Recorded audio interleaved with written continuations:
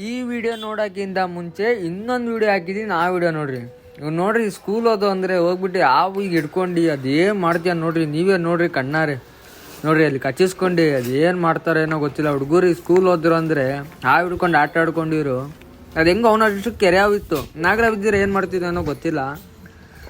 ಇವತ್ತೇನು ವಿಶೇಷ ಅಂದರೆ ಈ ವಿಡಿಯೋ ನೋಡಿ, ಚಿಂಬಳಾಪುರದಲ್ಲಿ ಕೆರೆ ಹಾವು ಬಂದಿತ್ತು. ಯಾಕೋಸ್ಕರ ಬಂದಿದೆ ಅಂದರೆ ಕೋಳಿ ಪಿಳ್ಳೆಗಳು ಜಾಸ್ತಿ ಇತ್ತು. ಪೂರ್ತಿ ವಿಡಿಯೋ ನೋಡಿ ಗೊತ್ತಾಗುತ್ತೆ.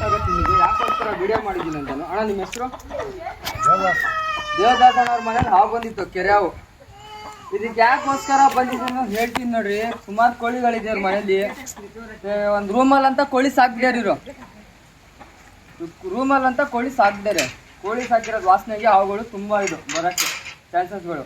ಸುಮಾರು ಒಂದು 6 ತಿಂಗಳಿಂದ ನಾಗರ ಹೊಡಿತಿದೆ. ಇದೇ ಸೈಜು ಒಂದು 6 ಅಡಿ ಹತ್ರ ಆಯ್ತು ಹಾವು ರೆಸ್ಕ್ಯೂ ಮಾಡಿದ್ದೆ. ಇದೊಂದು 6 ಅಡಿ 7 ಅಡಿ ಇದೆ ಹಾವು, ಕೆರೆ ಹಾವು ಇದು. ರೆಸ್ಕ್ಯೂ ಮಾಡಿದ್ದೀನಿ. ಯಾಕೋಸ್ಕರ ಅಂದರೆ ಇದು ಕಚ್ಚದಲ್ಲಿ ವಿಷ ಇರಲ್ಲ, ಏನು ವಿಷ ಇರಲ್ಲಮ್ಮ. ಏನು ಎದ್ರಾಗ ಹೋಗ್ಬಿಡ್ರಿ. ದಯವಿಟ್ಟು ಹಾವುಗಳು ಸಾಯ್ಸಕ್ಕೆ ಹೋಗ್ಬಿಡ್ರಿ. ಹಾವು ಡೈರಿ ಕಳಿಸಿ ಹಿಡಿಸ್ರಿ. ಹಾವೆಲ್ಲ ಸಾಯ್ಸಕ್ಕೆ ಹೋಗ್ಬಿಡ್ರಿ. ಏನಂದ್ರೆ ಹಾವುಗಳು ಸಸ್ರಿ ಏನೂ ಸಿಗಲ್ಲ ನಿಮಗೆ ಅದ್ರಲ್ಲಿ. ಏನು ಗೊತ್ತಾ, ಹಾವಿಡ್ಯಾರು ಬಂದು 40-60 ಸೈಡ್ ಕೇಳ್ತಾರೆ ನಿಮ್ಮ ಹತ್ರ, ಏನೂ ಕೇಳಲ್ಲ. ಅವ್ರೇನು ಪೆಟ್ರೋಲ್ ಚಾರ್ಜ್ ಕೇಳ್ತಾರೆ, ಹೋಗ್ತಾರೆ ಅಷ್ಟೇ.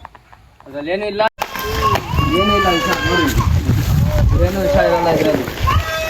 ಏನು ವಿಷಯ ಇರಲ್ಲ ನಾನು ನೋಡಿ. ಏನಿಲ್ಲ ವಿಷ ಇಲ್ಲ, ಸುಳ್ಳು.